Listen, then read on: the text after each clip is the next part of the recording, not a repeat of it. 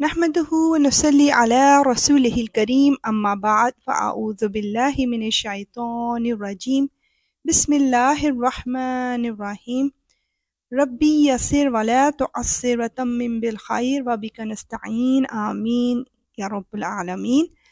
السلام علیکم ورحمۃ اللہ وبرکاتہ۔ اللہ سبحانہ وتعالی ہم سب کو دین، دنیا اور آخرت کی بے شمار بھلائیاں عطا فرمائے، آمین۔ قرآن پاک کا ترجمہ پڑھتے ہوئے اللہ سبحانہ وتعالی سے بات چیت کا سلسلہ سٹارٹ کرتے ہیں۔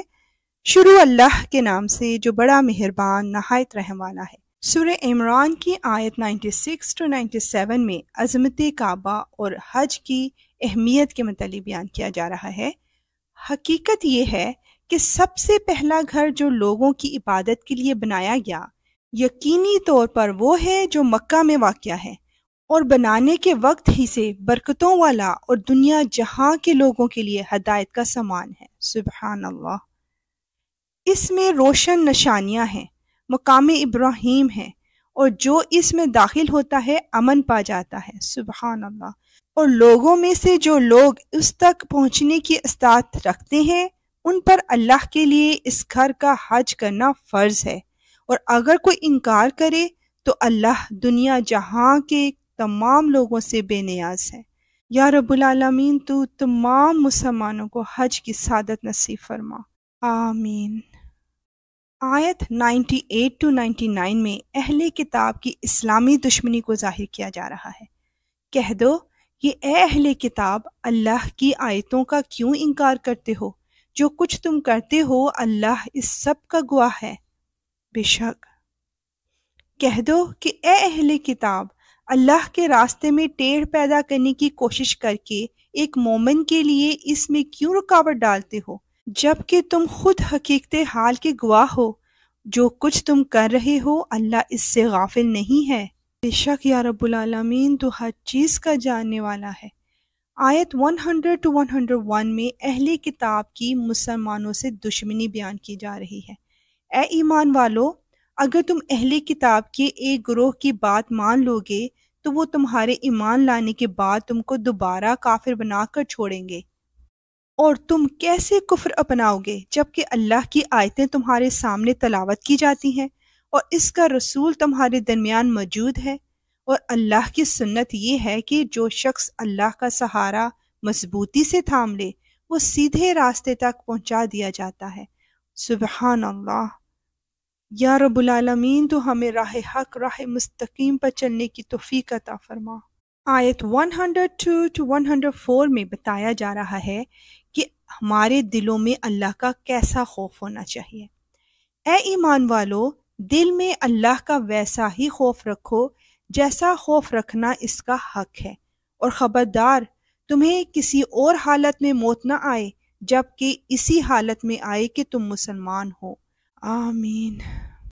اور اللہ کی رسی کو سب مل کر مضبوطی سے تھامے رکھو اور آپس میں پھوٹ نہ ڈالو، اور اللہ نے تم پر جو انعام کیا ہے اسے یاد رکھو کہ ایک وقت تھا جب تم ایک دوسرے کے دشمن تھے، پھر اللہ نے تمہارے دلوں کو جوڑ دیا اور تم اللہ کے فضل سے بھائی بھائی بن گئے، اور تم آگ کے گڑھے کے کنارے پر تھے، اللہ نے تمہیں اس سے نجات عطا فرمائی۔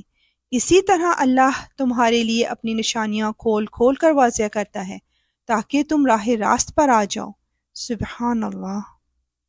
اور تمہارے درمیان ایک جماعت ایسی ہونی چاہیے جس کے افراد لوگوں کو بھلائی کی طرف بلائیں، نیکی کی تلقین کریں اور برائی سے روکیں۔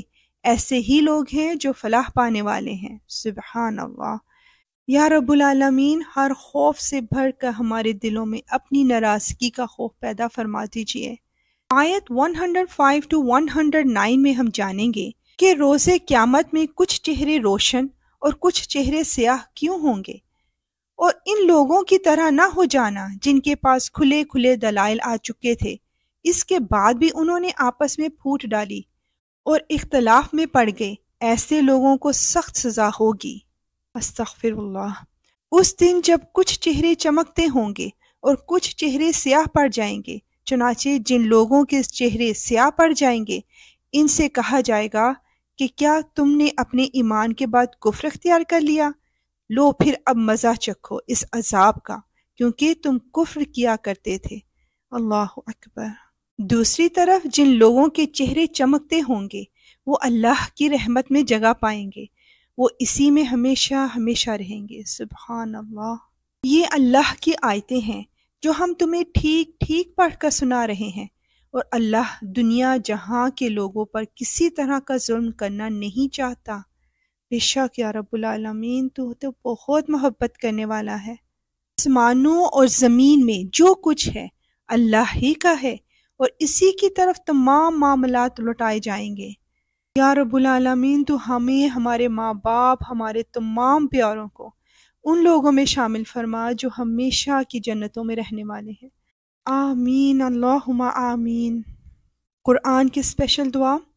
اے اللہ، مانوس کر دے ہماری وحشتوں کو ہماری قبروں میں، اور قرآن کی وجہ سے ہم پر رحم فرما، اس کو ہمارے لیے نور، ہدایت اور رحمت کا ذریعہ بنا۔ یا اللہ، جو ہم بھول جائیں ہمیں یاد کروا دینا، اور وہ کچھ ہمیں سکھا دے جو ہمیں معلوم نہیں۔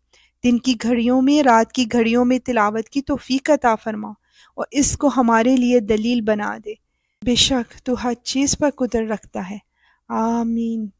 انشاءاللہ ملیں گے نیکسٹ آیات کے ساتھ۔ اب اجازت، وآخر دعوانا ان الحمدللہ رب العالمین۔